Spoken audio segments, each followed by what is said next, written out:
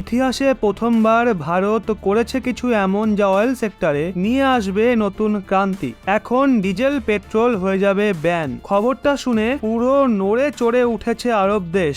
ভারত বানিয়ে ফেলেছে ডিজেল পেট্রোলেরও জনক। এখন ভারতই করবে পুরো বিশ্বকে কন্ট্রোল। আসলে বন্ধুরা, ভারত এনার্জি সেক্টরে খুব ভালোভাবে মনোনিবেশ করেছে, কারণ এটা এমন শক্তি যার দমে পুরো দুনিয়াকে করা যাবে কন্ট্রোল।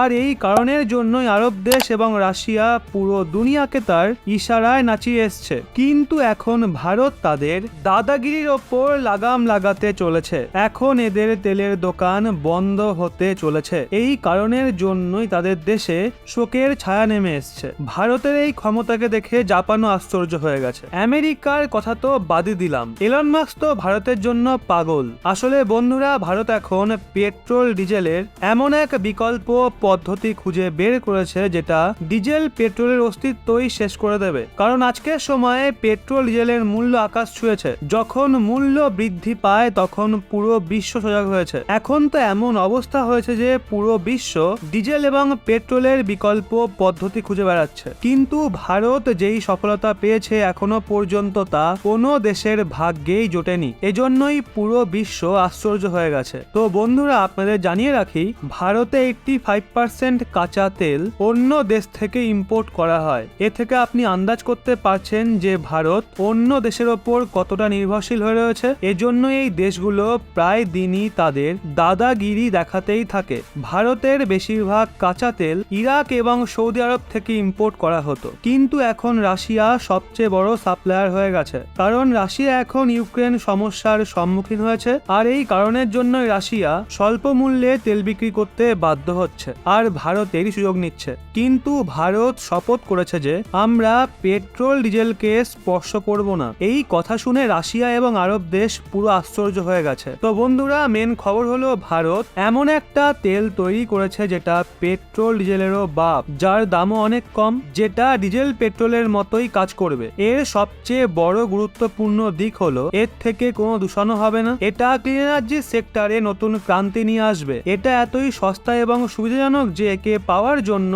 পুরো জাপান অস্থির হয়ে আছে। আসলে বন্ধুরা, ভারত যথেষ্ট সস্তা পদ্ধতিতে মিথানল তৈরিতে বড় সফলতা অর্জন করেছে। এর সাথে সাথেই মিথানলে চলা ইঞ্জিনও তৈরি করে ফেলেছে। এখন গাড়ি পেট্রোল ডিজেল দিয়ে নয়, বরং মিথানলে চলবে। আসলে বন্ধুরা, Indian Oil Corporation Limited, Ashok Leyland এবং ইন্ডিয়ান ইনস্টিটিউট অফ সায়েন্স মিলে দেশের প্রথম 100% মিথানল পাওয়ার ট্রাকের প্রোটোটাইপ তৈরি করেছে, যেটা 12ই মার্চ 2023 সালে কেন্দ্রীয় সড়ক পরিবহন মন্ত্রী নীতিন গাডকারি মহাশয় উদ্বোধন করেছেন। আর এই সব প্রোটোটাইপকে বিএমটিসি অর্থাৎ ব্যাঙ্গালোর মেট্রোপলিটন ট্রান্সপোর্ট কর্পোরেশনের আন্ডারে তৈরি করা হয়েছে। বন্ধুরা, আপনাদের বলে রাখি, বিএমটিসি একটা বাস এজেন্সি যার আন্ডারে 6000-এরও বেশি বাস চলে, যেটা প্রতিদিন 2.4 লাখ লিটার ডিজেল কনজিউম করে। একদিক দিয়ে দেখতে গেলে পুরো দেশেতে প্রতিদিন crore crore litre petrol diesel আমদানি ট্রান্সপোর্ট সেক্টরে হচ্ছে। এজন্য ডিজেল পেট্রোলের ওপর থেকে নির্ভরতা সম্পূর্ণভাবে শেষ করার জন্য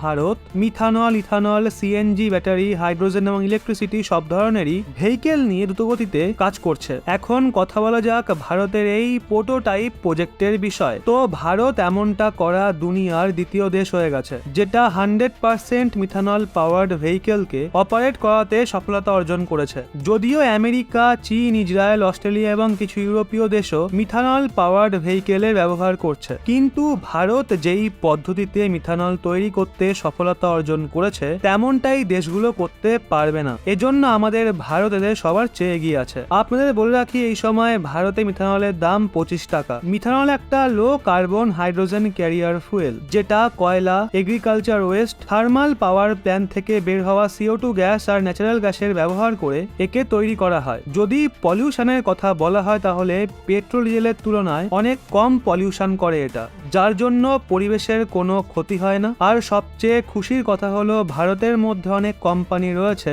যারা খুবই সস্তা পদ্ধতিতে মিথানল তৈরি করছে, যার মধ্যে একটা বিখ্যাত কোম্পানি বিনাতি অর্গানিক্স লিমিটেডও রয়েছে। মিথানলের সঙ্গে সঙ্গে ইথানলেরও ব্যবহার ভারতে দ্রুত গতিতে হচ্ছে, যেটা মিথানলের ফ্যামিলি থেকেই বিলং করে। একে পেট্রোলিয়ামে ব্লেন্ডিং করে ব্যবহার করা হয়। 2022 সালে পেট্রোলিয়ামের মধ্যে 10% ইথানলকে ব্লেন্ডিং করা হয়েছে, যা থেকে ভারত সরকার 20,000 কোটি টাকা প্রফিট করেছিল। 2030 সালের মধ্যে একে 20% করার লক্ষ্য রাখা হয়েছে। যদি সবকিছু ঠিক থাকে তাহলে অনেক লক্ষ কোটি টাকা লাভ করতে পারবে ভারত, কারণ প্রত্যেক বছর ভারত 16,000 কোটি টাকার তেল ইম্পোর্ট করছে। ভারতে 34 কোটি ভেহিকেল রয়েছে, এজন্য ভারত পেট্রোল ও ডিজেলের ওপর থেকে নির্ভরশীলতা শেষ করতে চাইছে। এটা ভারতীয় পেট্রোলিয়ামের ইতিহাসে একটা ইম্পর্টেন্ট টাইম যখন ভারত এত বড় সফলতা অর্জন করেছে। আর একটা খবর সামনে বেরিয়ে আসছে যে ভারতের প্রথম 100% মিথানলে চলা অশোক লেল্যান্ড ট্রাক,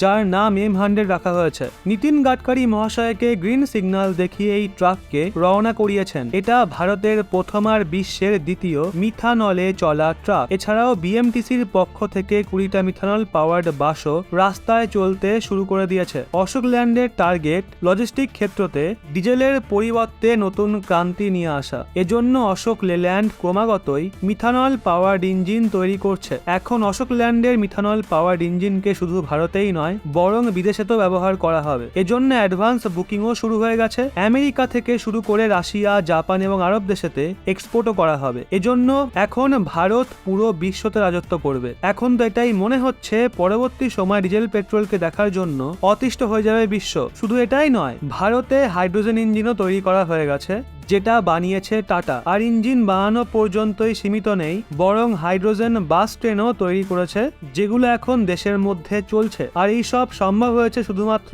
বর্তমান ভারত সরকারের জন্যই। আর এখন সেই সময় আর দূরে নেই যখন অটোমোবাইল সেক্টরে নতুন ক্রান্তি আসবে। তো বন্ধুরা, ভারতের এই সফলতার জন্য আমাদের গর্ব করা উচিত। একজন ভারতীয় হিসাবে কি আপনিও গর্বিত? যদি ভারতের বিজ্ঞানীদের প্রতি গর্ববোধ হয়ে থাকে তাহলে নিচে কমেন্টে অবশ্যই জানাবেন।